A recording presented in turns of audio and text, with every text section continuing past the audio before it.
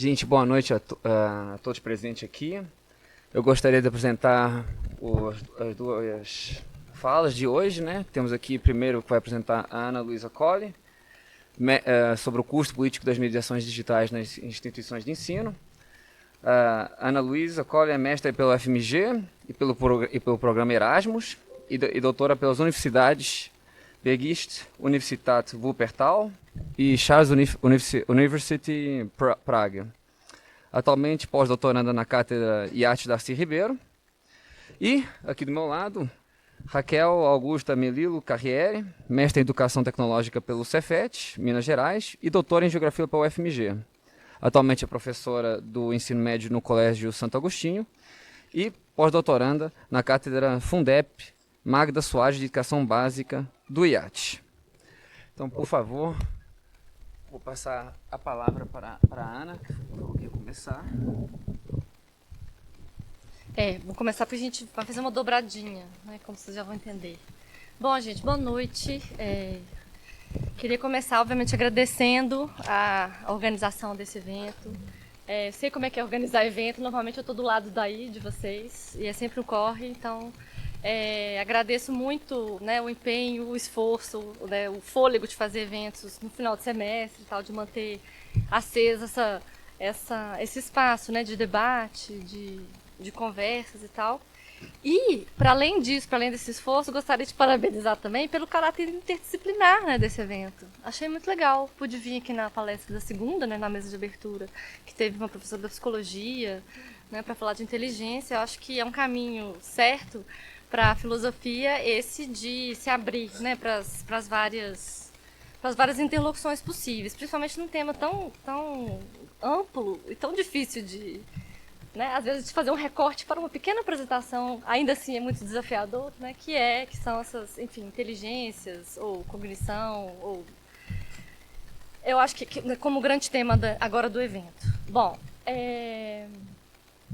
estamos hoje aqui numa dobradinha do IAT, né, atualmente a gente inaugurou esse sistema de cátedras do IAT, né, eu sou da cátedra Darcy Ribeiro, Raquel da cátedra Magda Soares. A cátedra dela é bastante voltada para a educação básica, mas, como vocês sabem, em espaços interdisciplinares começam a acontecer contaminações.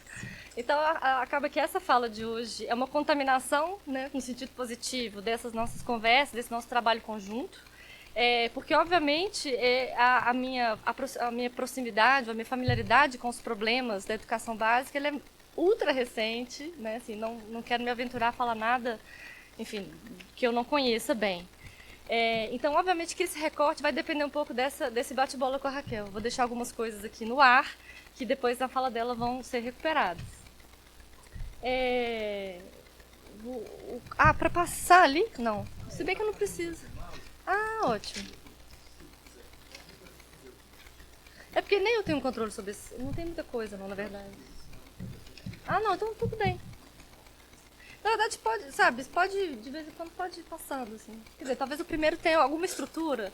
Eu não sou muito boa de estruturas, não. Quem me conhece sabe disso, mas vou tentar fazer dois momentos diferentes dessa fala. O primeiro deles né, diz respeito a é isso que eu venho tentando formular como uma espécie de desestruturação, né, das mediações tradicionais, que envolve uma desestruturação do ambiente informacional, ambiente epistêmico, que são categorias com as quais eu trabalhei basicamente na pesquisa sobre desinformação. E vou tentar articular isso com isso que eu estou tentando formular também, vocês estão vendo que tudo um pouco assim, que seria uma espécie de novo regime da mediação algorítmica, digital, mas tentando pensar ela como né, tendo uma natureza distinta da natureza das mediações tradicionais, que seria uma natureza invisível. Né? Ou seja, né, um novo regime de uma mediação invisível, ou isso que está sendo chamado por alguns pesquisadores de ilusão de desintermediação, ou seja, ilusão de que a gente tem alguma forma, alguma chance de relacionar com o mundo sem que tenha alguma mediação. Por isso a ilusão de desintermediação. No segundo momento, então, que é um momento um pouco mais arriscado, que eu vou vou deferir um pouco para a fala da Raquel, é um esforço que eu tenho feito assim, de tentar conjugar essa implicação, né, talvez uma implicação não sei exatamente cognitiva, ou em termos de comportamento, ou em termos disso que eu vou falar na primeira parte, dentro de um panorama um pouco maior dos problemas, né, isso que também vem sendo chamado de tecnologias educacionais. Né? Na educação básica brasileira é um tema obviamente muito amplo. Vou tentar recortar a partir de um exemplo, digamos assim, um exemplo ilustrativo, que é o caso Tarcísio de Freitas, né? E a educação básica tal como vem sendo tratada no estado de São Paulo. E aí a terceira parte, se tudo der certo, se eu conseguir chegar até lá e não me perder completamente, eu vou tentar amarrar essas duas coisas, mas vou deixar a surpresa para o final, para ver se vai dar certo ou não. Qualquer coisa vocês me ajudem a fazer essa ligação. Bom, então tá. Né, desestruturação das mediações tradicionais é basicamente um pouco... Eu preparei um texto só para não me perder, porque tem algumas passagens desses argumentos que são um pouco... se eu ficar assim, falando muito livremente, talvez eu me perca. Eu não gosto muito de ler.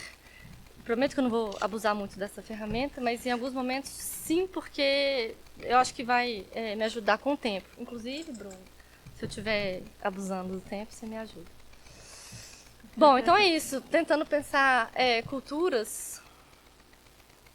Eu vou um horário. Aqui, ó. Não? Começou também. Aí eu te dou um toque. Não, vai ser qualquer minuto, tem um monitor ali que tá... Tem um monitor. Sim, sim. Ah, ótimo. Eu gosto assim de trabalho em equipe. Quando der 40 minutos, o auditório vem abaixo e aí eu dou graças a Deus, pronto, não tem que concordar. Tá funcionando. Onde você quer pegar? Pegar pra quê? Falando. Eu já imaginei em pé falando com o microfone. Não. Imagina você falando assim. Não, você quer assim? Eu acho que eu sou meio. Eu acho que eu sou meio. Estabanada. Estabanada pra isso. Eu prefiro. Tá bom assim? Tá todo mundo ouvindo? Se alguém tiver algum problema de mediação, vocês me falam. Quer dizer, o pessoal aí de trás tá ouvindo, então vocês sabem. Tá, né? Tá. Tá. Farei o melhor pra não machucar ninguém, não quebrar o microfone. Bom, então tá. Mediação, basicamente, assim. Eu tô partindo de conceitos um pouco básicos, mas para tentar construir um argumento. Então vocês me perdoem às vezes, talvez, se eu pecar em excesso de didatismo. Mas um pouco isso, a ideia, né? Cultura humana, sei lá, a gente pode falar várias coisas sobre isso, vou fazer um recorte aqui muito específico, cultura humana se distingue, então. Caráter cumulativo, né, o desenvolvimento especializado, constante criação de novos campos de saber, mas esse processo, obviamente, não acontece isoladamente, ele é impulsionado pela contínua produção, né, de novas técnicas e artefatos técnicos, ao mesmo tempo que se torna cada vez mais dependente deles para garantir o próprio acúmulo. Essa é a ideia, assim, de que tem uma dependência, né, das técnicas, e essas técnicas elas vão atuando também como a própria mediação do mundo, ou seja, né, técnicas no sentido mais amplo, e aí eu estou, sei lá, talvez pegando um pouco o Sloterdijk, essa técnica no sentido de que pode ser a linguagem, né, tudo isso que nos permite lidar com o mundo, estabelecer sentido para o mundo, compreender o sentido que o mundo às vezes tem e que nos antecede, né, a gente já está inserido nessa rede de sentidos, e isso basicamente, a gente precisa de mediação para que a gente acesse esse mundo e esse sentido do mundo. Então, assim, de modo muito sintético, é isso, né? Todo sentido é já o fruto de um artífice, né? De um meio que se interpõe entre nós e o mundo e que permite compreender, então, nessa mediação técnica de modo amplo, né? Como sendo a própria linguagem, a dimensão simbólica que ela inaugura e tudo mais, né? Nesse sentido. Então, de modo derivado, estou passando um pouco rápido porque me interessa isso, né? De modo derivado, as mediações assumem a forma de instituições, né? Que são também né? De valores, de práticas, né? Isso aí é uma coisa muito, muito ampla, difícil assim falar, né? Mas é isso, tudo isso que resguarda essa espécie de memória, né? De repertório cultural, tudo isso pode ser pensado como mediação. E como é que isso passa, né? De geração para geração? A gente tem então essas mediações, basicamente, né? As instituições, como eu estava dizendo, que preservam nessa memória da cultura, essa memória de uma sociedade, essa memória de uma comunidade, né, que são instituições de produção e difusão do conhecimento, como são escolas, universidades, etc. Ciência, de produção de ciência também, e também veículos de imprensa. Né? Já estou tratando num sentido bem amplo de mediação. Mas nesse sentido, veículos de imprensa também são veículos de mediação.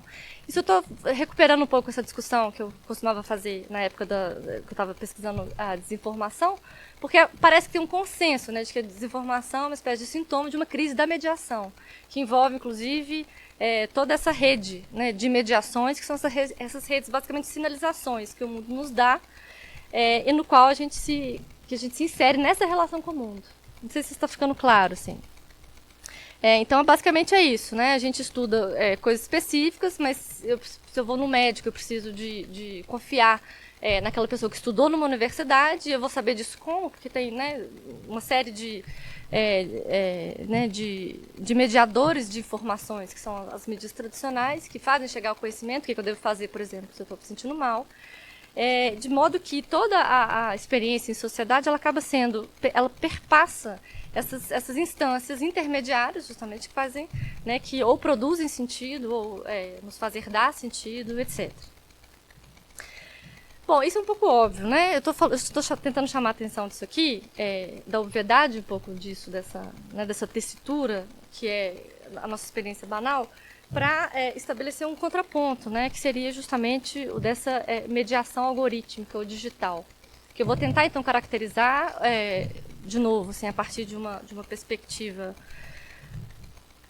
talvez ampla e talvez simplória, mas porque né, o argumento depende um pouco disso, que de uma mediação que ela faz de tudo, ela é como se fosse assim, uma espécie de esforço de uma mediação de se tornar invisível, ou de que as pessoas que estão nessa rede, né, na rede digital, nas plataformas, etc., elas fazem uso de uma série de processos, né, de tomada de decisão, de configuração, eventualmente de curadoria de conteúdo, aos quais a gente não vê acontecendo. Basicamente isso. A gente tem uma experiência como se a experiência fosse direta, né? Eu acesso, sei lá, o Instagram e eu acesso alguém. E eu acho, assim, a impressão que dá é que a gente está acessando aquela pessoa diretamente. A gente para de ver toda a rede de encadeamento de decisões algorítmicas e de um monte de outras coisas que acontecem entre esse contato meu e de alguém pela internet. Eu estou vendo um vídeo aqui, ao vivo, lá em Gaza. Por que eu estou vendo esse vídeo, não o outro especificamente? Por que né, o YouTube me sugere um vídeo ou outro? E aí tem alguns estudos que mostram que quase 70% dos vídeos que de fato são vistos no YouTube são frutos de algoritmos de recomendação, que é um índice imenso, né, se a gente for pensar. Ou seja, tem alguma coisa que fica invisibilizada nesse modo, como a gente naturaliza um pouco, né, a relação com redes sociais, com plataformas digitais em geral, e que eu acho que é isso. Esse é o ponto, né? Eu acho que tem assim, um esforço contrário das plataformas de tentar sempre esconder isso, né? No sentido de que, inclusive, de simular, né? Por exemplo, o ChatGPT simula a linguagem humana, né? Dá a impressão que você está conversando com alguém. Vocês já fizeram isso, assim, um teste de quando o ChatGPT começa a flertar com você. Você fala assim, olha, eu tô pensando alguma coisa desse tipo, aí o ChatGPT fala, nossa, mas você é muito inteligente. Essas questões são realmente essenciais. Você fica, sabe, pra quê, assim, precisaria disso, assim, né, se a gente fosse pensar na prática, a gente está usando isso para quê? Precisa desse tipo de interação? Não precisa, a gente vê claramente que tem um esforço de emular, né, de emular uma naturalidade, de emular o que tem uma pessoa, assim como tem um esforço de esconder todo tipo de processo que é algorítmico, que é mercadológico, depende de um milhão de coisas, e que fazem com que o seu Instagram seja diferente do meu Instagram. O fato de que quando eu abro a Netflix, a mesma série vai aparecer para mim com uma imagem diferente da que vai aparecer para vocês podem fazer esse teste. Ou seja, existem várias coisas operando aí, mas que não aparecem como tal. Elas não se mostram como tal. E faz parte da brincadeira esconder todo esse cálculo. Porque, afinal de contas, mostrar esse cálculo teria um custo muito grande. Qual que seria o custo disso? Dizer a que custo a gente tem alguma coisa tão personalizada assim. Né? A que custo o ChatGPT vem me dizer que, nossa, realmente, as minhas anotações são muito brilhantes. Tem um custo muito alto nisso. E o custo muito alto que faz parte do jogo de ilusão estamos vigiando o tempo todo o que você está fazendo, né, nas redes sociais. E isso não é apenas o que a gente busca, mas existe inclusive, né, softwares como é que chama? Não só de reconhecimento, quando você olha, né? Quando você olha, isso é captado. O movimento ocular, o movimento dos dedos, ou seja, todo tipo de interação com celulares, com dispositivos, que para a gente não é consciente, isso é captado como dado. Né? Isso cria-se uma rede imensa, um banco de dados imenso sobre nós, que é aquela velha história. Eu tinha até... acho que eu não coloquei, não. Ah, se você puder passar, eu acho que eu já falei.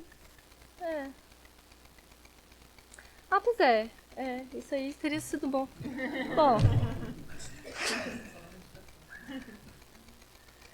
Na verdade, esse é o espírito um pouco da coisa, disso tudo que eu estou falando aqui, né? A ideia de que a gente precisa se atentar para o fato de que tecnologias não são neutras, né? E apesar delas se fazerem invisíveis e naturais, né? Elas estão performando algo aí.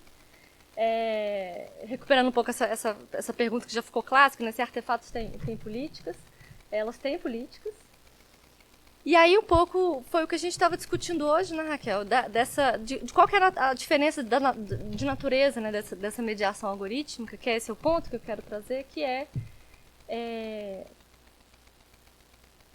por que é urgente entendê-las e discuti-las? Porque elas se escondem, né? Elas são, como é que fala? A gente perde elas escapolam o tempo inteiro, né? E isso faz parte, né, do jogo, dessa mediação invisível. E aí, obviamente, que a outra função desse jogo de esconde-esconde é isso que vários pesquisadores já estão alertando há muito tempo, que é uma influência, um nível de influência sobre o nosso comportamento muito maior do que, por exemplo, aquele que... Eu gosto dessa comparação porque eu acho ela bem didática, aquele que o Adorno, por exemplo, dizia a respeito da indústria cultural. Ele dizia, olha, a indústria cultural, né, as imagens de Hollywood, essas belíssimas mulheres fumando, etc. Tudo isso tem, como se fosse mascarados, tudo isso tem imperativos de consumo, né? Tinha uma propaganda da Barbie que era maravilhosa, era uma Barbie, né? Assim, seja o que você quiser. Bom, mais ou menos, né? Seja Barbie. Sim. Ou seja, queira ser como a Barbie, seja como a Barbie. Ou seja, tem esse tipo de influência. Mas esse tipo de influência da indústria cultural é quase obsoleto, né? Perto dessa influência sobre o comportamento, sobre os desejos, sobre a nossa relação com o mundo, que acaba acontecendo por meio, né, das plataformas digitais, porque elas têm justamente, né, esse caráter de visibilidade. O meio através do qual a mensagem passa, ainda que a mensagem não seja cifrada, ainda que ela seja disfarçada, né? A gente está vendo o filme, você sabe que tem uma produção ali, você sabe que teve um set de filmagem, que a Marilyn Monroe foi colocada daquele jeito. A gente reconhece muito mais facilmente as camadas, né, de ilusão, né? As camadas que criam essa fantasia. No caso das redes sociais, isso é muito mais difícil, por causa disso, por causa dessa ilusão de que a gente acessa as coisas diretamente. E aí, não sei se vocês lembram, assim, né, essa estética da internet, né, do Mídia Ninja, de 2013, etc., acabou gerando essa estética do amador, né, que eram as pessoas fazendo o vídeo andando. Você faz o vídeo andando, olha aqui, eu estou vendo isso aqui ao vivo e tal, não sei o quê, e virou uma espécie de selo de autenticidade. Isso só pode ser verdade. Se eu estou vendo no jornal, eu não sei se aquilo é verdade, porque aquilo pode estar sendo manipulado. Afinal de contas, tem uma pessoa ali, tem uma produção, tem um estúdio, sei lá, tem a rede, né, de telecomunicações que está por trás, que evidentemente tem seus interesses. Agora, a pessoa que está ali na rua, com o celular tremendo, você fica até meio tonto vendo, não, aquilo só pode ser autêntico.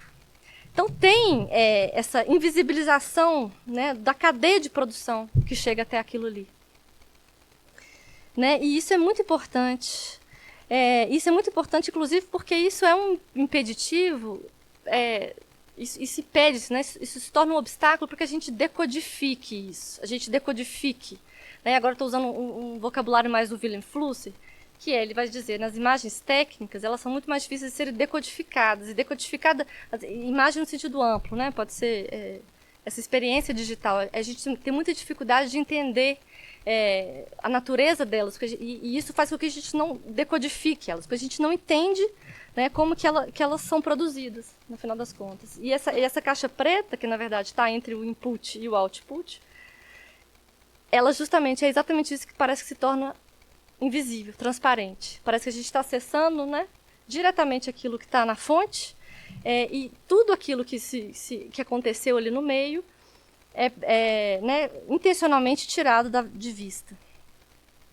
E aí, a partir disso, né, você vai ter vários autores, como a Shoshana Zuboff, Evgeny Morozov, falando de como que isso tem uma influência muito eficaz, né, no comportamento. Porque a influência depende um pouco de que a pessoa que está sendo influenciada não saque que a outra pessoa está querendo influenciar. Se ela acha que a ideia é dela, ela vai ter muito mais chance de aderir àquilo do que se ela tiver muito claramente presente o fato de que tem alguém influenciando. Isso é óbvio, isso, né, nas regras de influência. Né, E aí, bom, eu não vou entrar nesse detalhe aqui não, porque eu acho que eu estou me alongando muito, onde que não era para me alongar. Mas, de todo modo, é um pouco isso, né? Os termos desses autores, né? Zuboff vai falar de capitalismo de vigilância, né? Ou seja, o fato de que tudo está ali captando nossos dados, está fazendo esse grande banco de dados para praticamente usar contra a gente, ou seja, né? Eu vou saber exatamente o que eu preciso para te convencer de qualquer coisa. Basicamente isso. Eu sei, né? Eu tenho domínio total dos seus hábitos, né? Inclusive do seu movimento ocular, de como é que você faz assim com o dedo, sei lá, até coisas que você mesmo não tem consciência. E aí a gente passa de uma coisa que consegue antecipar comportamentos, né, que é vigia, para antecipar comportamentos, e dessa antecipação você começa o quê? A modular conhecimentos. Comportamentos, desculpa. Modular os comportamentos. Que é aquela coisa da estabilização do sistema. Né? Você estabiliza o sistema. É muito mais fácil você controlar o próprio, como é que fala? A própria, me perdi aqui, peraí.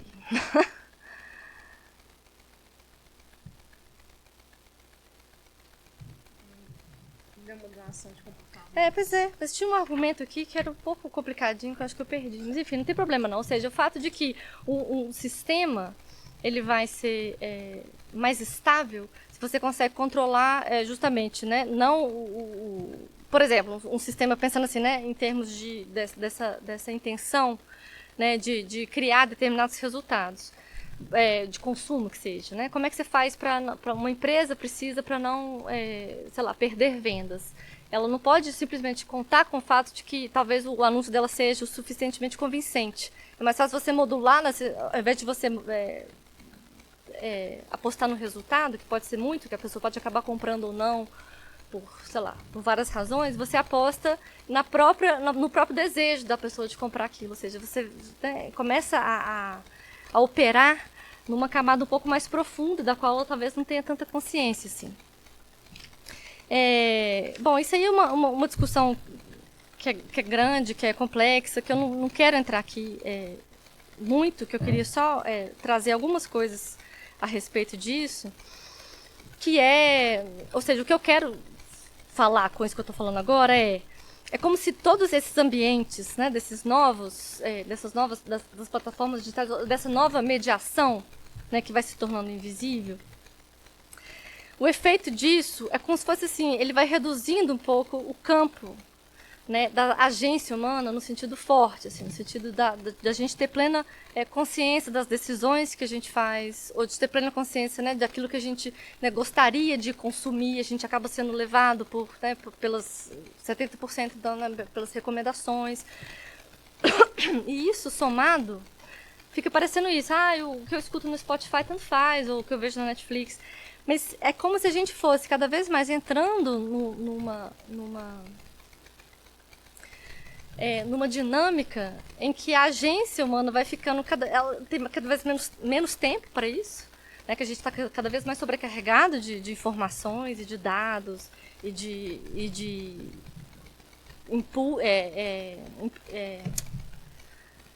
estímulos, etc., de modo tal que tem uma antropóloga que vai chamar isso, a gente entra cognitivamente numa espécie de estado de crise permanente. né, como se a gente não tivesse tempo né, de voltar, fazer a coisa, de retrospectivamente entender ou elaborar aquilo que a gente vive sempre no tempo 1. Né, se a gente pensa, sei lá, mesmo na psicanálise, né, o trauma, mesmo o trauma, né, ele acontece sempre numa temporalidade de segundo. Você precisa viver aquilo e você precisa inscrever psiquicamente as coisas. Né? Ou seja, tem um tempo 2. A gente viver, assim, a gente estar no presente, estar agora, ou viver aquilo que a gente está vivendo agora, não é suficiente para que aquilo se registre. É para que a gente consiga, então, internalizar aquilo de alguma forma. E depois se apropriar e elaborar aquilo.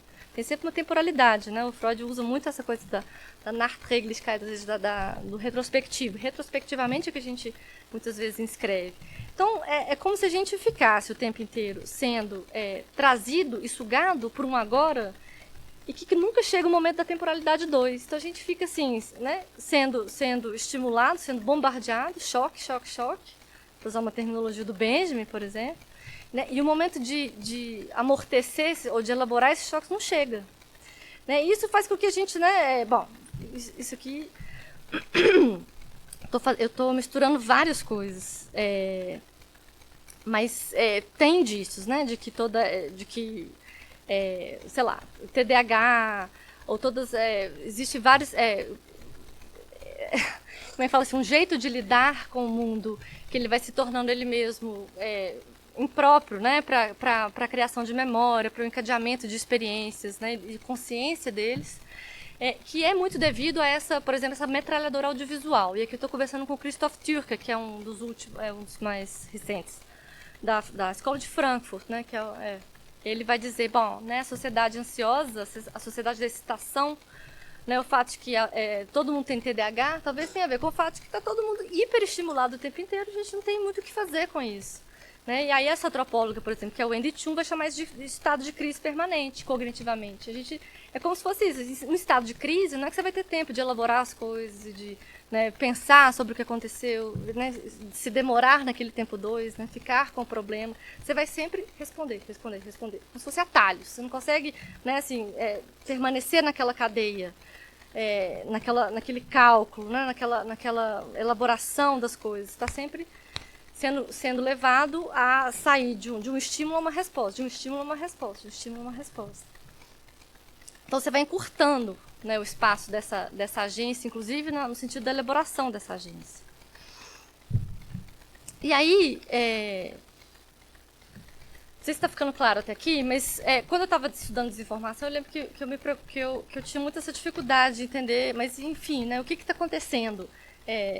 E aí eu fui entendendo que a desinformação ela não era exatamente o problema, mas ela era um sintoma de um problema maior, disso que eu estou chamando, que é essa desestruturação. Né, porque é como se fosse isso. O Carlos estava falando aqui na segunda-feira, né, dessas camadas né, de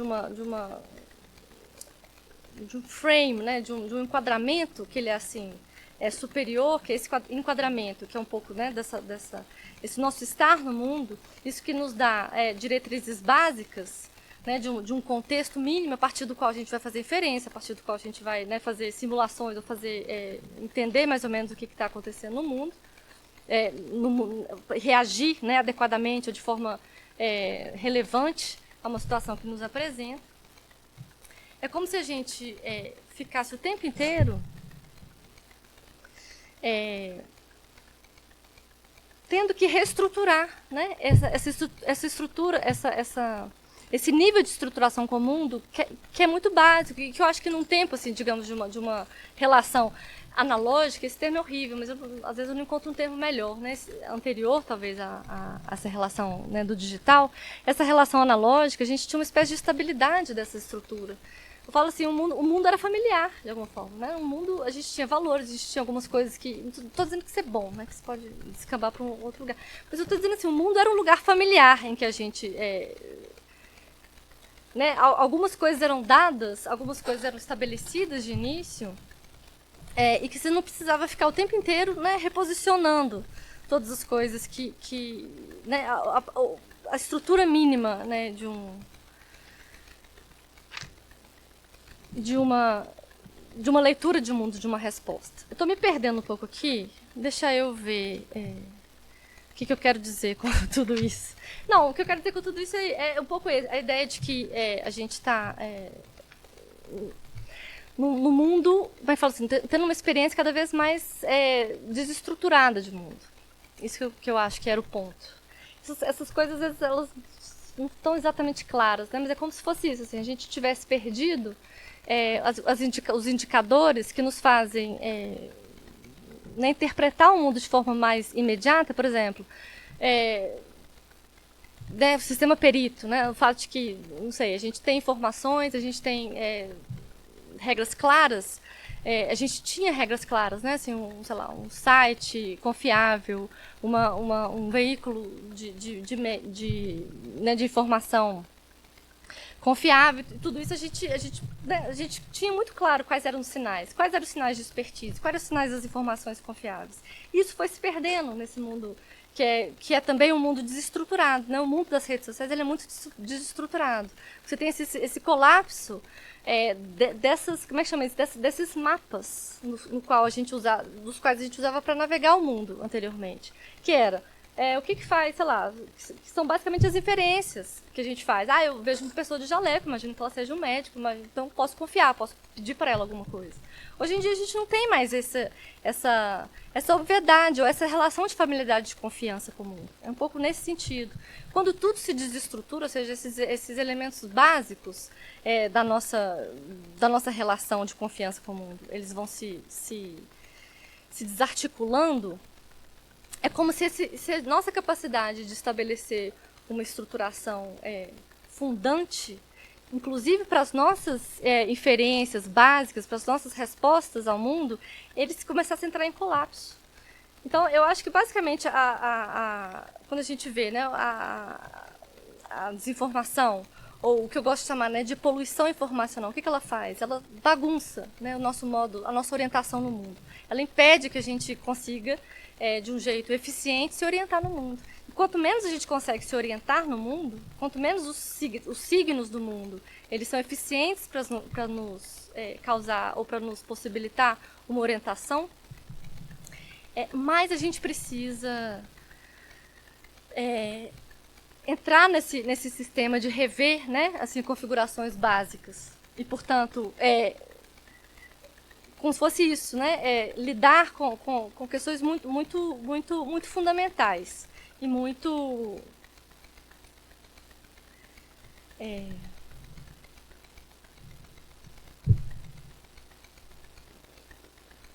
estruturantes, né? Estruturantes. Eu acho que é isso, estruturantes. A gente tem que ficar, né? Basicamente isso. Bom, não era bem isso. Eu me perdi um pouco aqui no que eu ia falar, mas é basicamente isso. Bom, dito isso, o que eu quero, o que eu acho que é importante reter nessa parte? Eu acho que foi muita coisa, eu não consegui recortar bem, estava um pouco insegura nesse sentido, porque eu estava... mas eu acho que o importante a gente precisa entender bem, que era aquilo que eu estava falando, a gente precisa entender, né, quais são as políticas, então, que estão por trás dessas tecnologias educacionais. Elas são por trás de toda e qualquer tecnologia, né, mas as educacionais, elas talvez sejam ainda mais dramáticas, no sentido de que, para a gente, assim, para os nativos, para os não nativos digitais, a gente ainda guarda uma memória ou alguma relação de uma experiência com o mundo que não é mediada por essas coisas. E aí eu vou recorrer rapidamente ao Jonathan Haidt, que é esse autor do A Geração Ansiosa, que, enfim, ele é polêmico, todo mundo é polêmico, né? Mas eu não vou entrar aqui nesse mérito. Porque, ainda mais a filosofia, qualquer pessoa que aparece um pouco mais, tem sempre alguém para dizer, mas esse cara falou... Não vou entrar nesse mérito. Eu acho que é muito importante o que ele fala. Eu gosto muito do que ele, de como ele separa ou de como ele estrutura. Né? No início do livro dele ele fala isso. As pessoas da geração digital é como se elas fossem para Marte, né? Elas estão realmente indo para um planeta diferente. Talvez, né, o fato de ir para Marte exija delas um nível de adaptação tão grande que talvez elas não consigam nem voltar para a Terra. Obviamente que isso é uma metáfora, mas o que ele quer dizer com isso? O tipo de experiência que a gente tem no mundo real e no mundo digital, também não vou entrar nessa questão do que é o mundo real, mas, digamos, o mundo fático, ela é muito diferente. Ele elenca isso em 4 pontos que eu acho que são muito interessantes para a gente, né?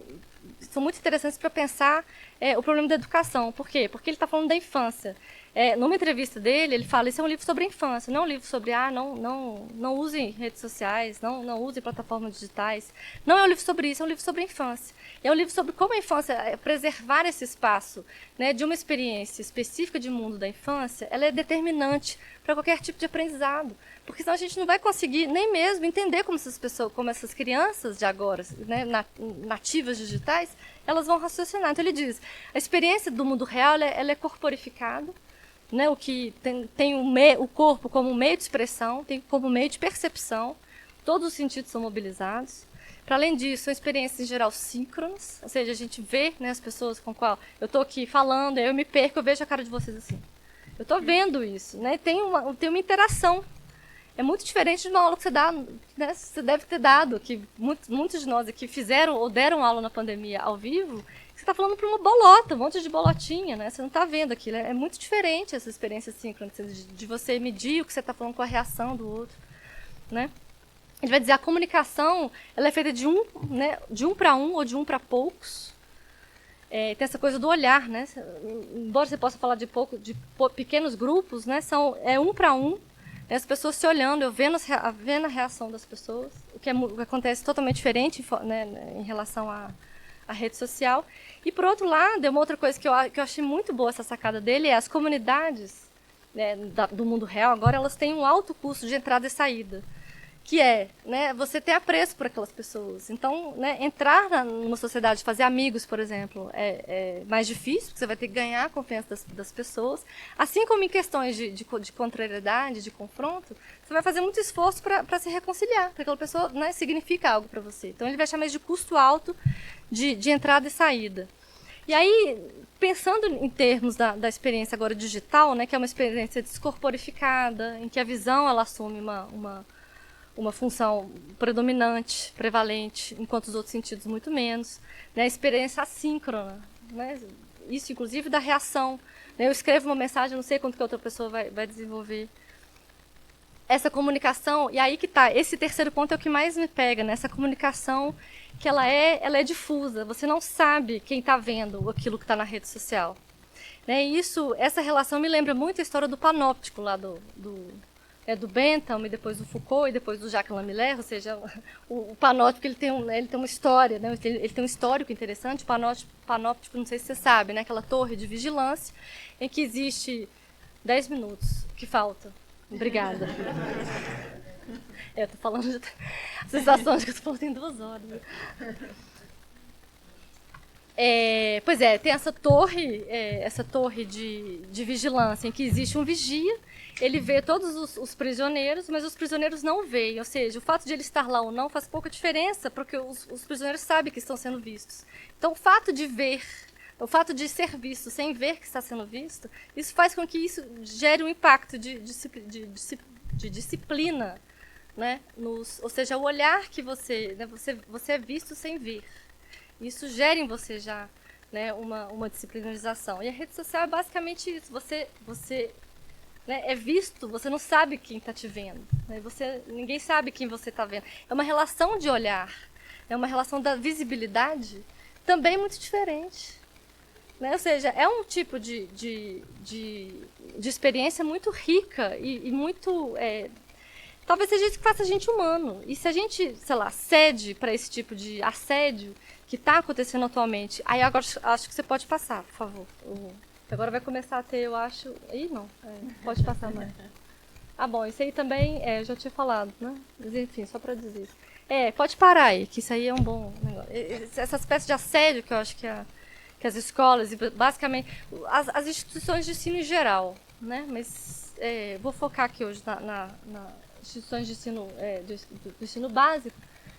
Falei que seria, né, o governo Tarcísio seria uma ilustração, mas é exatamente isso, acho que a palavra é isso, é um assédio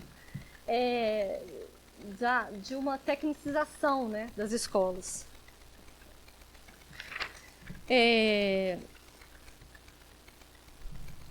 Pois para falar disso, né, ou seja, eu acho que a gente devia tornar visível, a Raquel vai falar melhor disso, né? Esse esforço de tornar visível o que está acontecendo, né? Em termos dessa mediação algorítmica, em termos dessa mediação invisível, em termos da transformação dessa experiência, né? Que as crianças estão tendo, é importante por quê? Porque o que está acontecendo com a escola é isso.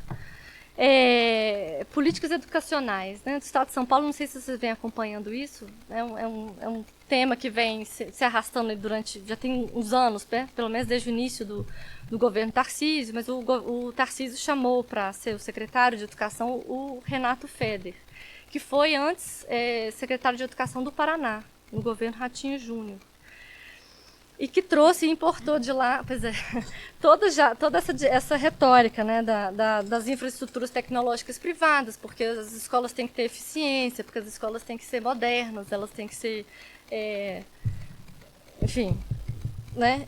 E aí você tem vários tipos de tentativas de implementar na escola, sei lá, políticas que você vai tirar totalmente a autonomia dos professores. Não sei se vocês viram, ele ameaçou, né, não aderir ao Plano Nacional do Livro Didático. Ele disse, não, para que isso? A gente vai fazer tudo com ChatGPT, né, os professores não precisam fazer materiais, ChatGPT está aí para isso, então a gente não vai aderir à política, ou seja, ele vai recusando uma série de políticas, uma série de questões que foram trabalhadas por especialistas, né, durante anos, a partir de várias análises, a partir de um milhão de coisas. Basicamente por quê? Porque a ideia isso é custo, né? Pagar professor, pagar bem professor, tudo isso é custo. Né? Não é, ou seja, não tem nenhum respeito pelo professor, pelo trabalho, né, justamente de garantir, né, que a infância tenha algum lugar privilegiado de ter uma experiência protegida, né, dessa vigilância completa e absoluta, né? Então, basicamente isso, a IA como um instrumento de despolitização, né, das discussões sobre a escola básica, né? Bom, aí tinha mais algumas outras coisas para falar. Vocês estão vendo que eu acabei separando muita coisa e, obviamente, não dei conta. Mas, bom...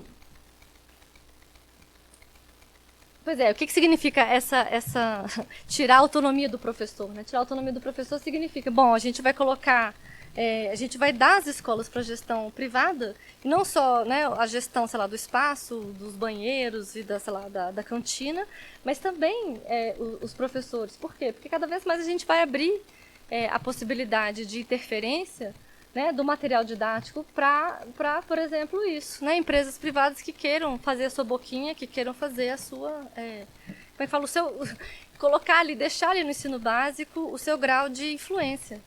Não, por exemplo, essa coisa para mim eu achei a coisa mais escandalosa do ano passado, né, que o agronegócio financia lobby para patrulhar livros didáticos. E aí você tem um requentado, né, de discursos tipo escola sem partido, em que eles vão dizer, bom, existe, né, uma doutrinação comunista nas escolas, a gente precisa lidar com isso, então vamos atuar no material didático. Vamos impedir que o material didático, por exemplo, diga que o agronegócio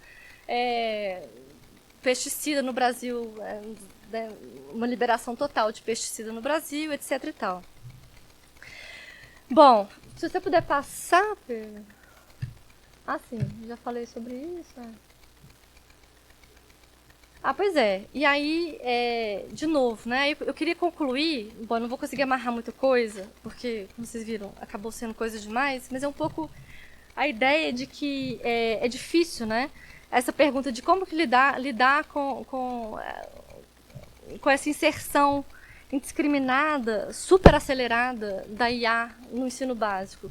E aí é muito difícil, porque você tem várias camadas disso, né? Você tem a parte, né, dos estudantes, um uso talvez indiscriminado de IA, né, que a gente, né, as instituições não estão minimamente preparadas para dizer o que os estudantes devem ou não fazer, uma vez que elas mesmas estão cada vez mais amparadas em uso de IA, seja com produção de material didático, seja os professores, seja as escolas, né, que adotam sistemas de infraestrutura digital, com dados aí, sabe-se lá o que se faz com esses dados, provavelmente se mercantiliza esses dados todos. Mas, de todo modo, agora está começando a sair, você pode passar também, Pedro, que agora começou a sair várias notícias dessas, né? Essa semana passada pipocou, né, de que o ChatGPT, né, está criando essa espécie de preguiça metacognitiva, ou está deixando os alunos mais intolerantes a esse esforço, né, às vezes de elaborar questões, ou de perceber a própria relação com os conteúdos que eles aprendem, ou de perceber o próprio aprendizado sobre o conteúdo, e que de fato é uma como é que fala? É uma janelinha aberta, e eu acho que totalmente imprevisível e acelerada, né? De modo que a gente tem muito pouco tempo, às vezes, para entender o que está acontecendo, e já está acontecendo catástrofe, digamos assim, das pessoas, já é isso, já sai pesquisas de que os alunos estão, enfim, cada vez menos críticos, cada vez menos capazes de compreender textos complexos. E o que a gente começou a ver nos Estados Unidos, pode passar, não sei se eu coloquei aí. Nos Estados Unidos, agora, eles começaram a ver, então, que alunos que passam por processos seletivos muito rigorosos, com trabalhos excelentes, quando pedem para ler texto, assim, numa situação síncrona do mundo real, pede para, sei lá, para dizer alguma coisa, percebe-se que eles não têm, às vezes, capacidade de interpretar minimamente os textos. E aí o que se percebe é que o que o aluno vai aprendendo ao longo da educação é menos aquilo que ele deveria aprender e mais como burlar aqueles processos seletivos tradicionais com o uso de IA. Então tem um aprendizado aí, só que ele é um aprendizado justamente de ir burlando, né, a estrutura. Pois é, e aí eu queria só chamar a atenção disso, assim, qual que é o custo político da gente não discutir isso diretamente? Realmente estou concluindo agora. Qual que é o custo político da gente continuar deixando, né, que essa camada, ou todas essas implicações do uso da tecnologia continuem invisíveis ou invisibilizados, né?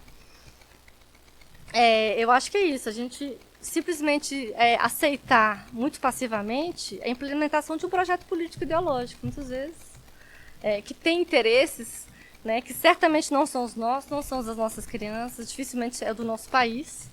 E por isso que eu acho que isso é muito sério, né? Uma coisa que a gente deveria se engajar radicalmente, urgentemente, e tornar visível justamente isso. Esse discurso hegemônico talvez preze por deixar cada vez mais invisibilizado. Talvez gostaria de deixar isso aqui como reflexão, que é a importância de resistir tornando isso visível, tornando isso que é invisibilizado sistematicamente, algo que seja visível e, portanto, palpável, né? Portanto, passível de ser enfrentado de algum modo. É isso, gente. Desculpe pelas confusões. Obrigada pela paciência e pela atenção.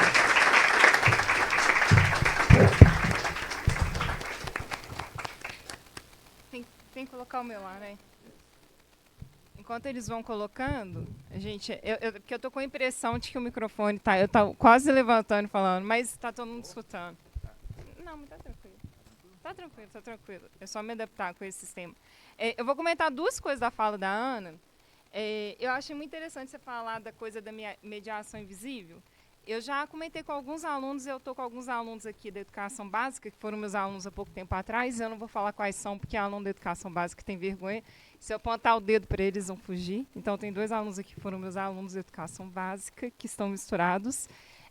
Eu brincava com eles que eu fazia um experimento antropológico, e que isso antes de entender o quanto que a gente tem controle sobre a informação. É muito engraçado que essas pessoas estão olhando para trás, tentando adivinhar quem foram os meus alunos, né? E algumas pessoas estão tentando adivinhar qual que deve ser a minha idade, já que eu estou aqui, ao mesmo tempo fui professora de educação básica de gente que já está aqui e é meu aluno de pós-graduação. Eles não são alunos de pós-graduação ainda, tá, gente? São alunos da graduação. Então, tem esses dois movimentos aí.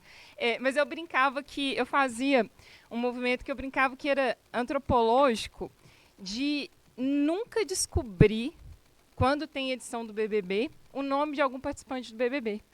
E é muito difícil isso, porque a gente não controla a informação que chega, mesmo quando a gente fala que a gente não quer essa informação. Já tentaram fazer isso? Tipo, não descobrir o nome de algum participante do BBB? E eu não tô aqui criticando o BBB, quem goste, não. Eu só estou falando assim, é impossível quando tem alguma edição que você não sabe o nome de pelo menos um.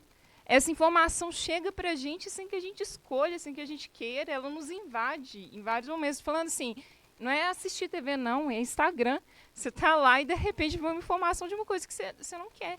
E eu acho que isso é muito simbólico, né? Esse é um exemplo para ser discutido.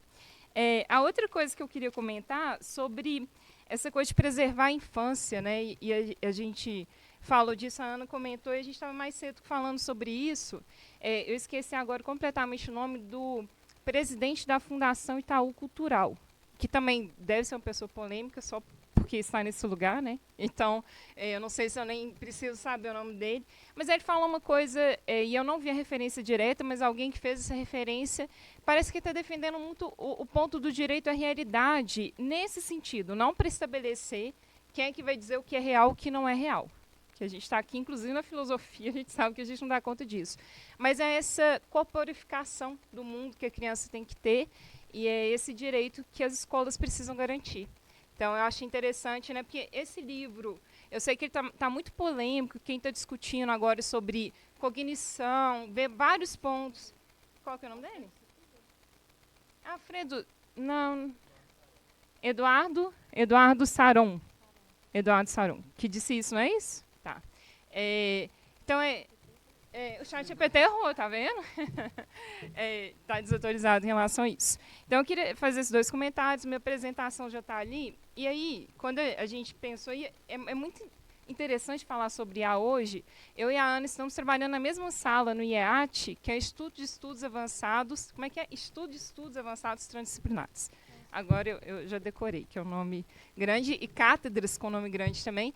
E a gente troca ideia o tempo todo. E hoje a gente estava trocando ideia e várias coisas da apresentação surgiram nesse momento, né? E aí tem várias camadas de análise, né? A gente escreveu um texto, inclusive a Ana hoje estava mais cedo, falando eu ia falar Itatiaia, na rádio CBN, sobre a repercussão de um texto nosso, porque era falar de IA, tecnologia na educação básica, mas a gente foi por um lado, e aí a gente vai fugir um pouco disso, até porque o texto está disponível e depois a gente manda, que é sobre essas empresas que estão vendendo soluções educativas para a educação básica. Né? E é muito interessante que eu estou na educação básica há algum tempo, esse ano é o primeiro ano que eu saio de licença para estudar, sou professora do Santo Agostinho, fui professora de outras, agora vocês sabem, né? Onde os meus alunos estavam, né? Mas de outras instituições. E aí eu percebo muito que as empresas oferecem soluções de IA educacionais para ganhar muito dinheiro, e a gente discute isso no texto. E o quanto que isso ajuda ou não o trabalho do professor. Né? Então, eu acho que a IA pode ajudar muito o trabalho do professor, sobretudo no momento que o professor está extremamente tarefista, sobretudo na educação básica. Porque surgiu uma coisa chamada habilidades da BNCC, e a gente tem que colocar naquela métrica de habilidades, e a gente tem que começar a lidar com isso, ao mesmo tempo que a gente lida com o processo de ensino-aprendizagem, aí o ChatGPT pode ajudar. Entende? A fazer as tarefas ficarem mais tranquilas para o professor. Mas a gente não pode esquecer que o professor é um profissional intelectual. E aí eu não acho que ChatGPT nem IA nenhum possa substituir. Então tem essa camada de análise, mas eu queria compartilhar algumas experiências com professor de educação básica. E aí eu acho que vocês que vão ser professores ou não de educação básica, que já estiveram, se quiserem depois usar essas experiências, os slides vão ficar disponíveis para vocês. Então, eu vou começar com o experimento de pensamento. Pode passar. Não passa muito não, senão o experimento, porque o experimento de pensamento precisa que cada slide seja visto em separado. Eu vou começar com um que é uma técnica que chama Zoom. E aí eu preciso um pouco da participação de vocês no seguinte sentido. Eu vou perguntar para vocês o que vocês veem na imagem. E aí a gente vai ampliando essa imagem, tá? E depois eu vou tentar justificar por que eu estou fazendo isso. Pode ir para a primeira, só a primeira. O que vocês veem? É o quê? Um pé de uma cadeira? Um banco? Isso é o que vocês veem ou o que vocês imaginam? Vocês estão vendo isso? É um pé de uma cadeira? Tem um cabo. Eu não imaginei que eles iam ver.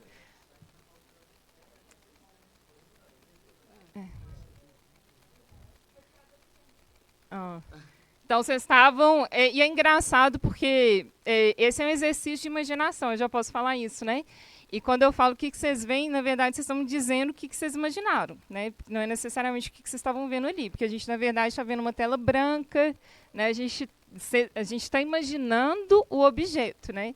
Então, exercício de imaginação. Amplia para a gente um pouquinho. E agora?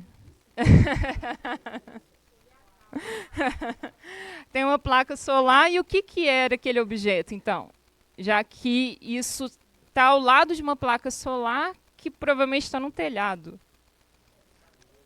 É um equipamento. Que equipamento? Que acessório? Alguém tinha falado aqui. É um roteador. É uma antena. Não é bem parabólica, mas é uma antena. É bom que vocês estão indo para o campo da imaginação. É a antena da Starlink. Passa. Onde que ela está? De qual casa? É uma casa de área urbana? Então, onde que está? Aí pode imaginar, né? Qual região do Brasil? Porque é Brasil, já vou dar essa dica. Interior, área rural. Onde? Piracema. Muito bom. Piracema. Pode passar. E agora? Pelas pessoas. Norte do país? Passa. Você acertou. Na Amazônia brasileira. Amazônia brasileira. Essa técnica ela é uma técnica que está relacionada à aprendizagem visível. Eu sempre uso ela para exercitar a imaginação, porque eu vou falar um pouco disso, como é que a educação básica tem que insistir nesse exercício da imaginação. E dá para fazer com várias imagens. Eu aprendi ela com uma imagem da queda do Muro de Berlim. Né? Eu acho que eu fiz com alguns alunos em algum momento. Né? Os meus alunos provavelmente já identificaram, não com essa imagem. E eu trabalho de uma maneira sempre problematizar as novas tecnologias. Eu não trouxe essa imagem do nada, embora eu não vou ficar falando disso. Essa é a Starlink na Amazônia brasileira. E quando a gente fala da Starlink na Amazônia brasileira, a gente já vê uma mudança na paisagem. Olha que essa é mínima. As antenas hoje são menores. No início, as antenas eram maiores e a mudança na paisagem era um pouco mais bruta. Essa não, mas isso não significa que seja positivo. Né? Então, está aí o papel do professor em problematizar um instrumento tecnológico, porque o que essa internet está fazendo ali, e a gente não pode ser inocente de achar que Elon Musk tem algum interesse em desenvolver a Amazônia brasileira. Até porque o convênio que ele fez com o Brasil era para atender dezenas de escolas, e hoje nem 2 escolas têm internet da Starlink, mas tem milhares de antenas da Starlink em toda a Amazônia brasileira. Se elas não estão nas escolas, elas estão atendendo a outros interesses. Então, eu acho que o papel do professor é fazer essa provocação também. No meu caso, sou professora de geografia, então eu fazia a partir de um movimento de espacializar as tecnologias e os impactos que essas tecnologias têm nas áreas de estudo, no caso, a Amazônia brasileira. Então, esse é um movimento que eu fiz, uma investigação que eu fiz, e que é muito interessante, porque ela meio que polariza algumas discussões. A gente fala de tecnologia, quando a gente traz o ator, por exemplo, Elon Musk, muito legal, porque adolescente tem uns que são fãs e defensores do Elon Musk. E aí você problematiza Elon Musk. Primeiro você fala Elon Musk, você já tem a turma olhando para você, o que já é bom. E aí alguns estão esperando que você não fale mal, e alguns ficam extremamente incomodados quando você percebe que você faz a crítica, mas você nem precisa fazer. Joga os elementos lá, que já é um trabalho interessante. Né? É muito legal, gente. O mapa que eu já usei na sala de aula, de onde tem, em termos de país, a internet do Elon Musk, é o mapa da geopolítica atual. E aí está disponível, inclusive, no próprio site da Starlink. É muito legal. Mas vamos passar. Gente, eu sou professora, eu estou com saudade da aula, vocês vão ter que me interromper. Meu Deus, não era para ficar tanto tempo aqui. Vamos lá. Esse é o movimento 1. E é estimular a imaginação sempre. É algo que eu vi alguns especialistas falando de pedagogia da imaginação. Então, o primeiro movimento, assim, para ir contra, né, para a gente ser contra a cultura nesse movimento, é estimular a imaginação, porque é uma coisa que o ChatGPT não dá conta de fazer. Imaginar, não é alguma coisa que a inteligência artificial faça, isso é nosso. Bom, movimento 2. tem a ver com essa imagem. Eu adoro essa imagem, eu estou analisando ela em vários contextos, porque ela diz muito de mediação. E agora eu vou usar muito mediação também. Essa é uma pichação que tem perto da minha casa, na Oscar Trompovski, no bairro Gutierrez. E eu sempre passava e lia, depois eu falo o que é a placa, tá? Porque como é um exercício de imaginação, eu quero que vocês imaginem o que a placa está dizendo também. Mas embaixo está dizendo assim, picho sim, desculpa, sua falta de caridade não é culpa nossa. E aí, dá para imaginar o que a placa está dizendo? Dá um clique. A placa diz isso, dessa maneira. Senhor pichador. Gente, eu não inventei, tá? Está escrito isso, porque é tão ridículo, parece que eu inventei isso. Uma instituição de caridade será beneficiada mensalmente caso não ocorra pichações. E aí o pichador respondeu isso, né? Picho sim, só falta de caridade. Sua falta de caridade não é culpa minha. Rola um protesto. Eu acho maravilhoso essa pichação. Gente, eu vou ficar muito triste se um dia pintarem isso, porque eu sempre passo e reflito. E eu reflito muito sobre intencionalidade comunicativa. E o quanto que a gente que está na educação básica, a gente que está querendo comunicar, faz muito o discurso do senhor pichador. Eu estou chamando esse discurso. Depois, academicamente, eu vou dar um outro nome para isso. Pode passar. E o que é o discurso do senhor pichador? É a narrativa do convencimento.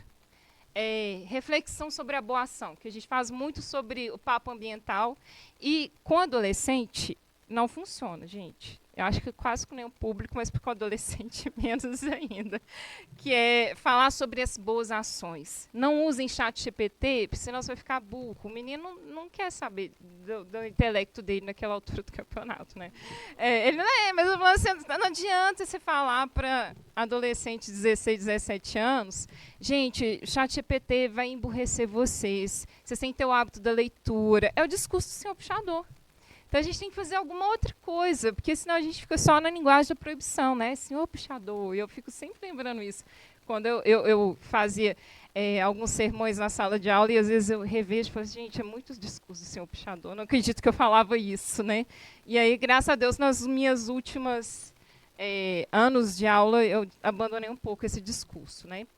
E aí, eu vou pensar nesses dois movimentos, pode passar, por favor. Que então, não é fornecendo resposta, mas caminhos, trazendo provocações. O que eu acho que a educação básica tem para oferecer para esse mundo que está tão desestruturado, né? Estimular a imaginação sempre, estão repetindo. Eu acho que esse é um caminho. Que é isso que a educação tem que fazer, isso que a escola tem que fazer, já que os outros lugares não estão fazendo. Então, está na escola. E o que significa fazer essas duas coisas? Que é estimular a imaginação e abandonar o discurso do senhor pichador. Então, como é que eu faço isso, né? Entender o contexto atual e as possibilidades de ação educativa visando recuperar a imaginação criativa e o pensamento complexo, mas considerando que a atual geração vive uma mutação antropológica. Eu escolhi esse termo porque a gente também discutiu isso, né? Será que eu ia falar preguiça cognitiva? Porque eu não sei se esse é o melhor termo. E a gente tem que ter alguns cuidados quando está na academia, sabe? Eu acho que na rede social, no Twitter, todo mundo coloca suas opiniões. Mas eu só posso falar de uma preguiça cognitiva se tiver muitos estudos falando que essa geração realmente tem uma outra forma de pensar totalmente diferente. A gente tem indícios que sim. E que provavelmente é metacognitivo, não necessariamente cognitivo, né? E é porque o termo preguiça cognitiva está surgindo mais, né? E eu estou um pouco com receio de ficar usando isso de uma maneira tão obstinada. Os meninos hoje estão preguiçosos, eles não sabem pensar. Não sei se é assim, né? Eu tenho alunos inteligentíssimos, adolescentes, inclusive os que estão aqui, e que inclusive estão aqui no FMG em função desses movimentos mentais que eles eram capazes de realizar em sala de aula. Então, eu não sei se a resposta é essa. Eu acho que é uma preguiça metacognitiva, mas o termo mutação antropológica, eu acho que me ajudou a entender um pouco que a gente sabe que é um conjunto de transformações comportamentais da maneira de pensar. Não sei se isso muda a estrutura cognitiva do sujeito alunado, não. Mas também falar de mudança cognitiva, acho exagero nesse momento, né? Então, vamos lá. Como é que faz isso, né? Eu não tenho resposta, mas algumas provocações. Pode passar. Entender o contexto atual, né? como é que a gente pode fazer isso? Eu acho que a primeira coisa, e eu já trouxe isso para aquele momento que eu falei de provocar sobre a internet da Starlink, é fazer uma epistemologia da técnica. Sem falar que você está fazendo isso, né, gente? Eu estou sugerindo coisas para ensino médio. Eu estou dando caminhamentos para educação básica, né? E o que é uma epistemologia da técnica? É discutir o que é técnica e tecnologia, para que ela vem. E eu acho que um movimento que também já fiz na sala de aula, que é muito interessante, tem alguns postais, tem várias imagens nesse sentido, né? Mas são postais que representam as visões de mundo futuro, esse no caso é da Alemanha, em 1900. E tem várias imagens assim, né? Que era uma crença que a tecnologia geraria um progresso, e também uma coisa que se tinha naquele momento, que era que esse progresso era inevitável, era um mundo muito harmonioso. Eu acho que só de trazer essa imagem, falar assim, olha o que eles imaginavam que seria 2020, olha onde que a gente está, né? Eu gosto que tem uma página no Instagram que eu sigo, que eles fazem muito essa provocação, né? Em 2025 teríamos carros voadores. Aí eles mostram a Virgínia na CPI, né? E aí o que a gente virou, né? Eu acho muito interessante. E trazer isso, olha, eles imaginavam que a gente ia estar com objetos que nos permitiriam voar individualmente. E mostrar um pouco a inocência na fé cega da tecnologia, isso que eu quero dizer. E esses postais são ilustrativos, são ótimos, é uma conversa que dá para ter com qualquer idade, para a gente pensar nos papéis das tecnologias e para que elas vieram, para que elas estão aqui, e também naquelas... Até quando a gente fala de AI, o que as pessoas estão imaginando que isso vai acontecer daqui a algum tempo, fala assim, olha, eles estavam imaginando isso há 100 anos atrás, né? E aí eu acho que é interessante essas imagens. Eu coloquei 2 autores, que obviamente têm que ser adaptados, mas que traz essa conversa. Álvaro Dias, que é, para mim, para falar de técnica e de tecnologia, me ajudou muito, inclusive, no mestrado de educação tecnológica. E o Michel Serres, que eu acho que também traz alguns pensamentos sobre isso muito interessantes. Pode passar. Do ponto de vista econômico, lembrar que as novas tecnologias produtivas não nos libertaram da exploração do trabalho, né? E aí, fazer o nosso papel como professora, no caso de geografia, é importantíssimo, dá para fazer... e a gente vai ser, nesse momento, acusado de doutrinação, sim, nesse momento em que trazer Karl Marx, por exemplo, mas a gente não pode ter medo de fazê-lo. E quanto mais preparado a gente tiver dessas leituras, mais instrumentos a gente tem para argumentar porque que a gente está falando daquele assunto com aquele autor, né? E eu estou falando, gente, de acusação de doutrinação, porque eu estava numa escola que obviamente não me acusou disso oficialmente, né, de Santo Agostinho, mas que se eu trouxesse um texto, um fragmento de texto de Karl Marx, eu provavelmente seria denunciada para as famílias. Então, trazer indiretamente, mas é que é importante. Esse elemento que... Aí eu trouxe Thomas Piketty, que não é um marxista, acho que todo mundo já ouviu falar, mas que tem no livro dele, Capital do Século XXI, tem a parte que ele fala de tecnologia, que é muito didática. Então, pelo didatismo, eu colocaria isso como instrumento de trabalho, que o que a gente estava esperando que as tecnologias fizessem, e desde que a gente fala da revolução tecnológica, também não vou precisar isso não, tá? Então, didaticamente, da primeira revolução industrial, era que ela nos libertasse em alguma medida do trabalho. E desde então, a gente está não só trabalhando mais, ou se não tem um super trabalho, tem uma exploração. Então, hoje é o caso da uberização do trabalho e coisas afim. E é muito importante discutir isso, né? A tecnologia não ia nos ajudar, a gente não ia ter uma vida mais confortável. O que aconteceu? Por que isso não deu certo, né? E aí é só explicando a crise do capitalismo atual para dar essas respostas, gente. Porque se a gente está morto de trabalhar, cansado, exausto, com tanta tecnologia, inclusive para o ChatGPT, para fazer parte do nosso trabalho, né? Eu, como professor da rede básica, eu consegui transferir parte das minhas tarefas para o ChatGPT, mas trabalhava muito ainda, então tem um problema, que nem IA está me ajudando, né? É problemático. Eu gosto dessa... não li isso, tá, gente? Não vou fingir que eu li esse discurso, não. Não imagina, eu sou especialista em Marx, daqui a pouco alguém faz uma pergunta nesse sentido. Mas é de um texto que discute a obra do Marx, e eu gosto muito do que ele falou ali no século XIX, e parece muito atual, né? Todos os nossos inventos e progressos parecem dotar de vida intelectual as forças produtivas materiais. enquanto reduzem a vida humana ao nível de uma força material bruta. Eu fiquei, parece falando de IA, né? Parece falando de inteligência artificial. Então, esse trecho já conseguiria trabalhar para discutir isso, né? O que vê a tecnologia. Pode passar. E aí, explicar, não é explicar qual aula expositiva não, gente, mas provocar os alunos a entenderem o que é essa tal de inteligência artificial. A gente está fazendo isso muito pouco na educação básica.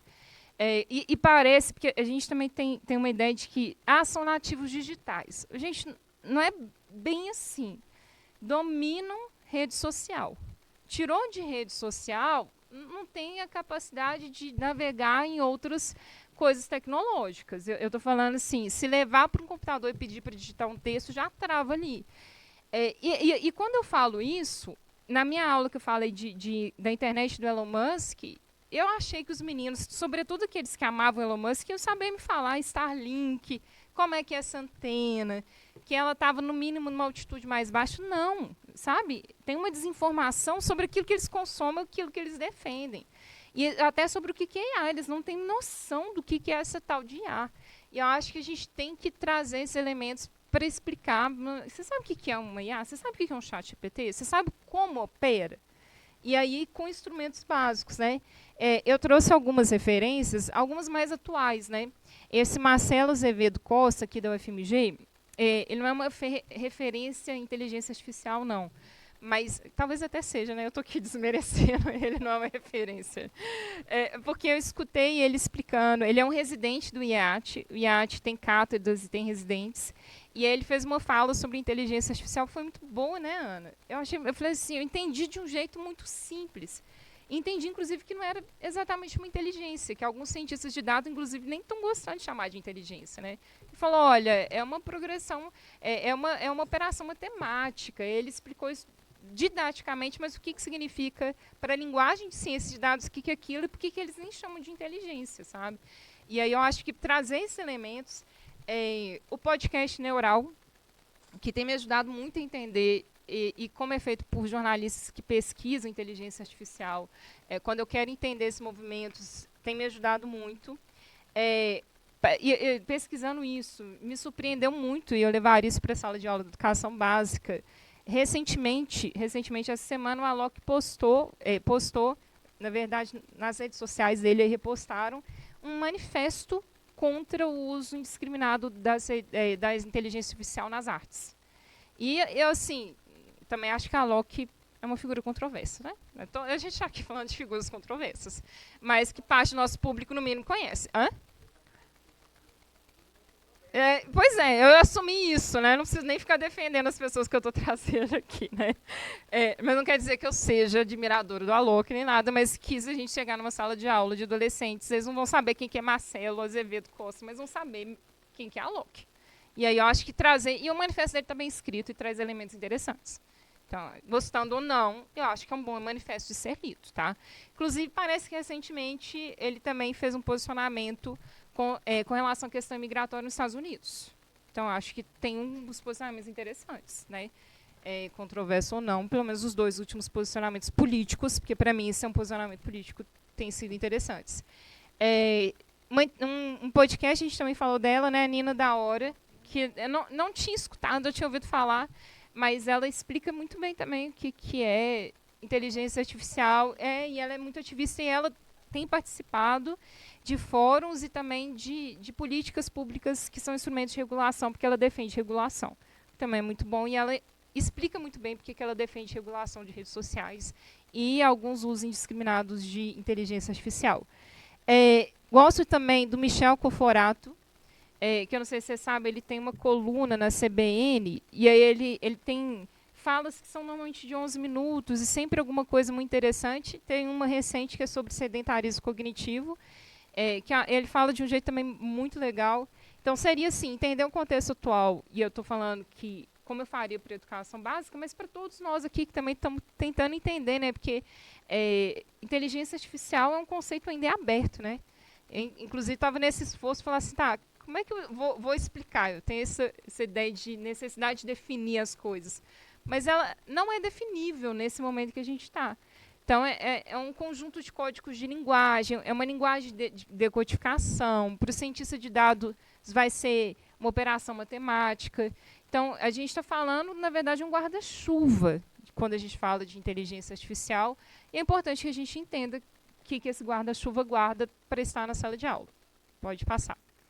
E aí, quando a gente fala da questão da cognição fragmentada, essa Catarina, eles escrevem em termos que eu prefiro, tá? Então, eu não falei da preguiça cognitiva, mas ela fala de uma coisa que alguns autores já têm comentado.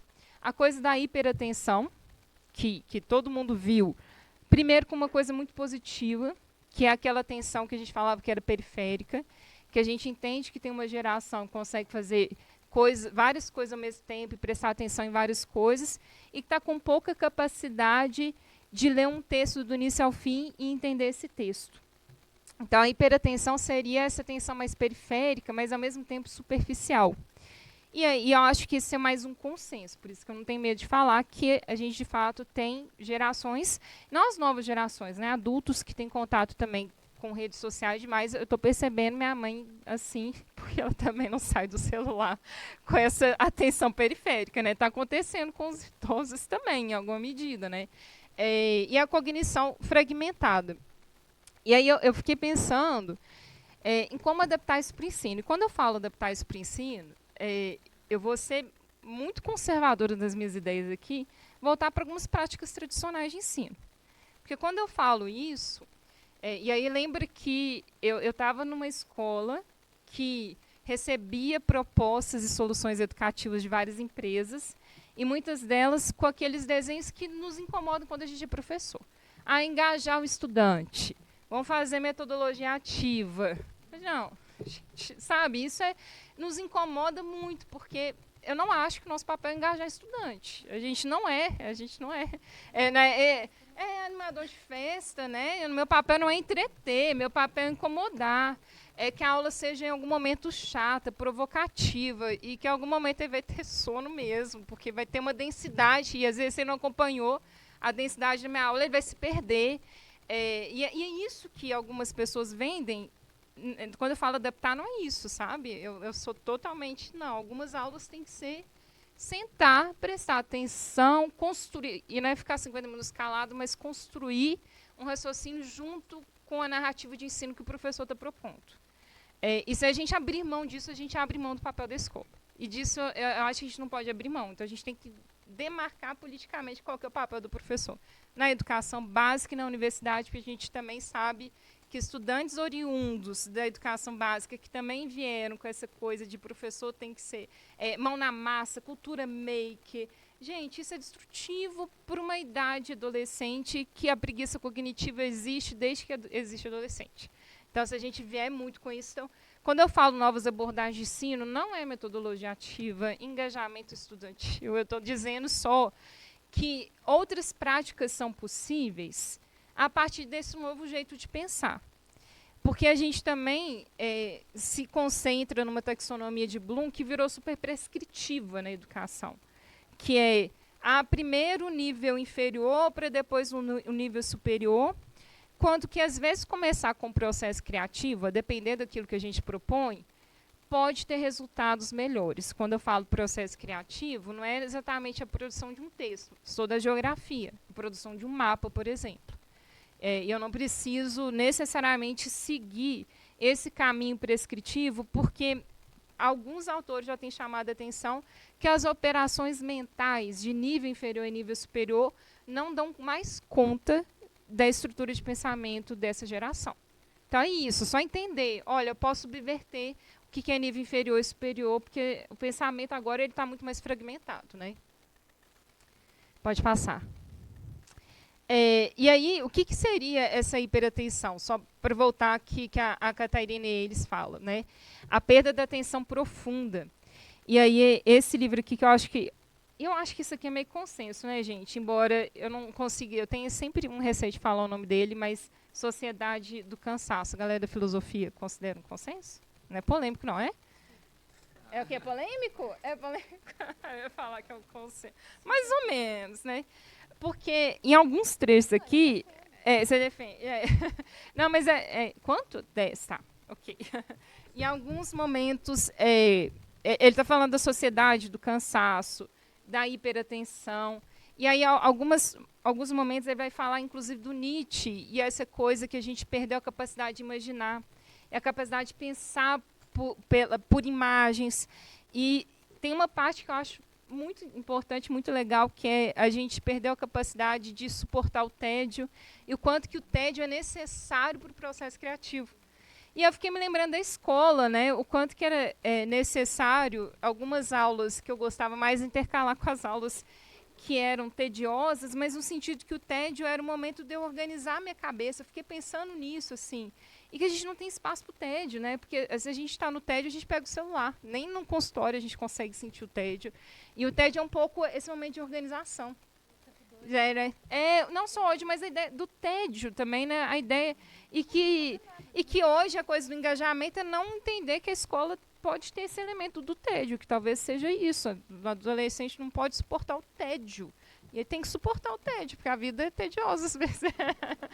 Se a gente fizer com que fique legal, ele vai achar que a vida é legal. E a gente fala só a vida é tediosa às vezes. Então, eu estou falando do ponto de vista comportamental, nem cognitivo, sabe? Essa coisa de, não, eu tenho que esperar, eu tenho que ficar 50 minutos em silêncio, embora eu não suporte essa aula. E eu preciso me dar conta daquilo que está na minha cabeça. A coisa da dependência dos sistemas técnicos, né? Que vem antes da questão da inteligência artificial. E eu acho que eu trouxe, eu não sei se eu coloquei no slide no final, passa para mim um exemplo. Pode passar, por gentileza, que me ajuda a pensar. Esse texto, inclusive, é um texto que meu marido gosta muito, ele está ali, foi a pessoa que me deu a cola, que é um texto que eu li no mestrado de Educação Tecnológica do Cefet. E aí, gente, é um texto que abriu minha cabeça para pensar como professor quanto que a gente não pode abrir mão de pensamento complexo. Esse texto, ele é enorme, eu deixei o link ali também, eu coloquei ele no meu drive. O nome do texto é o Voo 447, que é aquele da Air France, não sei se vocês lembram. E é um texto enorme, complexo, porque ele vai tocar em aviação. E ele vai falar assim, como uma série de pequenos erros transformou uma cabine de comando altamente tecnológica e armadilha fatal.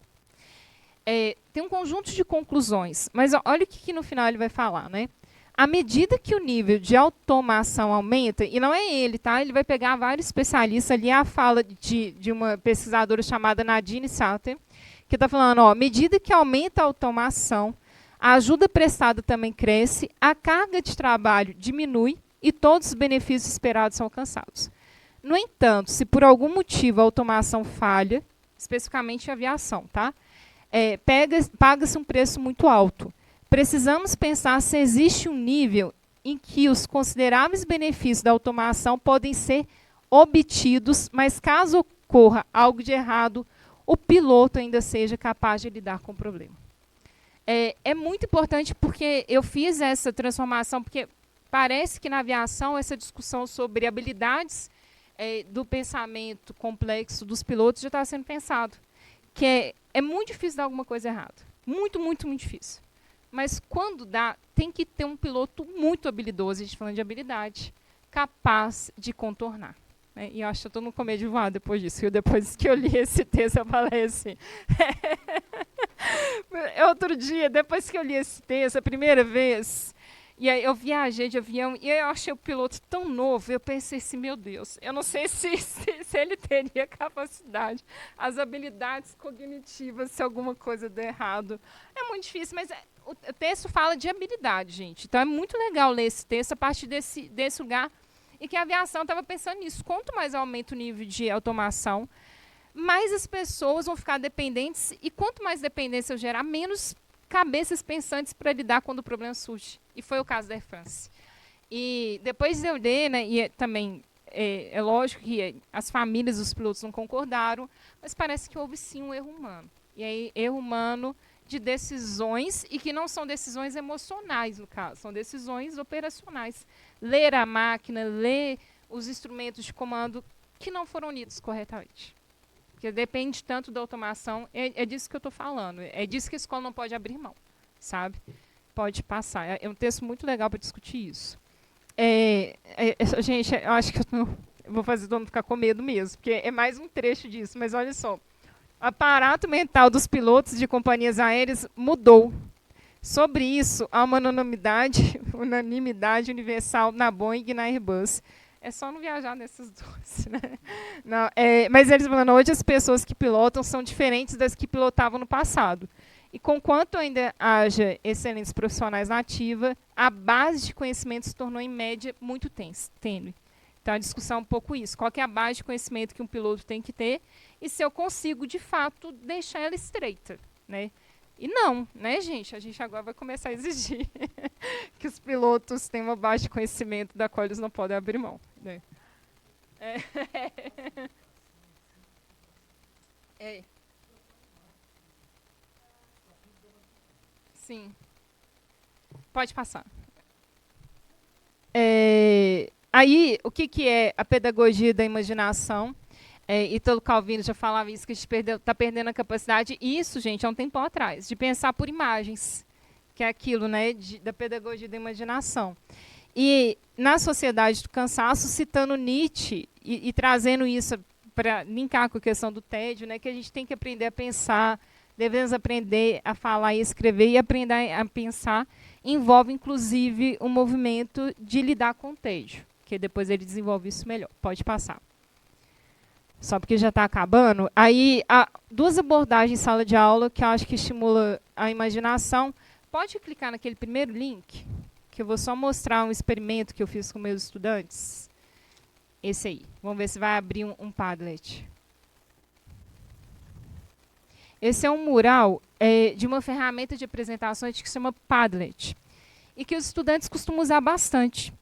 E aí, numa primeira vez que eu fui usar, e eles falaram, me sugeriram, eu queria buscar uma imagem, eles falaram assim, agora a gente tem imagem, isso em 2023.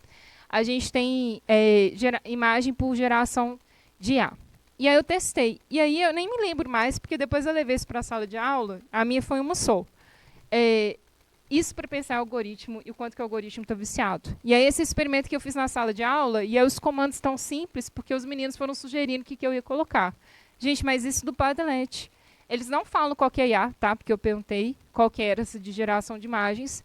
Olha o nível de vício, de contaminação que esse algoritmo tem, porque aquele é o indígena brasileiro, o território indígena super caracterizado, morador de rua, uma pessoa negra, terrorista, isso foi a sugestão de um aluno, não sei se vocês estão vendo, são muçulmanos, né? Paisagem semiárido nordestina, a gente já... quilombola brasileiro, ele nem sabia o que era quilombola, ele não estava lendo, né? Não estava treinado o suficiente, né? Pessoas com transtornos mentais, só pessoas negras, bandido, um mexicano, mulher escrava. Gente, é o termo que os meninos escolheram, tá? Eu sei que correto é pessoa escravizada, mas uma mulher com um corpo erotizado, né? Arquitetura hostil, ele também não sabia o que era. Hã? Como é que é? Foi, é hostil. Trabalho de cuidado, era uma mulher, um casal LGBT, a gente vai só se... Aquele é o casal e aí, os meninos que foram me sugerindo outras coisas, né? Essa aqui era o WhatsApp depois tirou aquilo. Gente, relato de alunos quando eu trouxe isso, por isso que eu gosto desse mural. Eu acho que já tirou, espero que sim, né? O WhatsApp começou a fazer figurinhas dessa de inteligência artificial e o palestino era aquele com a arminha na mão. Isso parecendo criança, né? Um palestino. Teve aquele caso, né, de uma geração de imagem que se parecesse com um personagem da Disney, aquela mulher negra. Acho que era uma deputada, não vou lembrar os detalhes, mas eles colocaram, ela falou assim, quero representar que eu sou uma mulher negra empoderada. Eles colocaram ela com arma na favela. Esse tipo, aquilo é uma arma. Então, e a referência é uma mulher negra empoderada e com outros elementos que não trazem a ideia de violência, né? Então, essas coisas são muito simbólicas para pensar. Para os meninos entenderem. Para mim, essas imagens, não tem como, não é viciado, não. De onde vem isso? Pode voltar para o slide. Aí tem outras coisas que os meninos trouxeram. Tem uma que eles trouxeram... Ai, acabou, gente. É porque eu ia sugerir esse aqui, que é o episódio da Rádio Novelo, rapidinho. Não sei se vocês já ouviram falar. Esse, para pensar em ChatGPT, é maravilhoso, assim. E na narrativa de ensino, é uma narrativa de ensino que dá muito certo, porque eles contam a história daquelas fazendas do sul que escravizavam as pessoas. Vocês lembram disso? 2023 também? Quando o ChatGPT estava chegando com tudo. E aí, o que aconteceu, né? Teve a repercussão do trabalho análogo à escravidão, mas teve uma repercussão maior ainda de uma nota de crise que alguns empresários soltaram, que foi uma nota de crise pior que a própria situação quase, porque os empresários de Bento Gonçalves falaram assim, olha, trabalho análogo à escravidão é feio, a gente sabe, quem me conhece sabe, a gente não escraviza pessoas por aqui, mas está faltando trabalhador, porque as pessoas recebem bolsa do governo e não querem trabalhar, e aí a gente tem que trazer de fora. Tinha uma nota de crise assim. No auge do ChatGPT. E aí foi muito interessante fazer essa associação. Por quê? Um primeiro jornalista testou como é que o ChatGPT faria a nota de crise. E o ChatGPT fez uma nota de crise muito melhor, só condenando o trabalho análogo à escravidão sem dar justificativa. E aí um cientista de dado que já sabia um pouco, né, de como é que era esse algoritmo, pediu algo mais. Falou assim, ChatGPT, faça uma nota de crise, mas que justifique o fato de eu usar trabalho análogo à escravidão porque falta trabalhador em função da quantidade de bolsas. E o ChatGPT, gente, falou que não ia fazer isso. Eticamente falando. Ele deu uma resposta, falou assim, não é nesses níveis, mas alguma coisa no sentido, olha, não é correto fazer essa associação, trabalho análogo à escravidão é condenável sob qualquer contexto. E aí, nessa altura, e por isso que é uma narrativa de ensino legal, eu já estava achando ético. Gostei dessa resposta, eu estou achando ético. E aí o cientista de dados vai para a Rádio Novelo e ele explica como é que é feita essa primeira filtragem que a OpenAI fez para tornar os dados disponíveis para que ele ficasse pretensamente éticos, né? E é um trabalho humano, essencialmente humano, que significa ler o lixo da internet, que é uma galera que fazendo isso, lê o lixo da internet e fala isso, sai esse lixo, que é inclusive um peso emocional para essas pessoas. E eu não sei como é que é hoje, mas em 2023, essas pessoas que fizeram esse trabalho estavam no Quênia recebendo menos de $1 a hora para fazer isso. E escrevendo sobre... Aí o ChatGPT dando uma resposta como essa, né? Trabalho análogo à escravidão é feio. Ai, mas quem está trabalhando para filtrar isso? E aí é muito legal, a partir dessa narrativa, falar para os alunos sobre o que é o algoritmo, como é que ele é construído, né?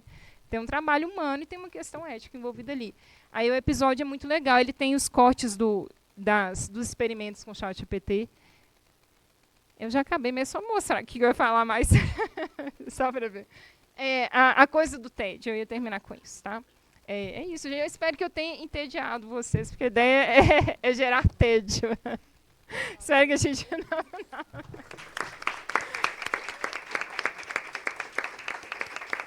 Obrigada, gente.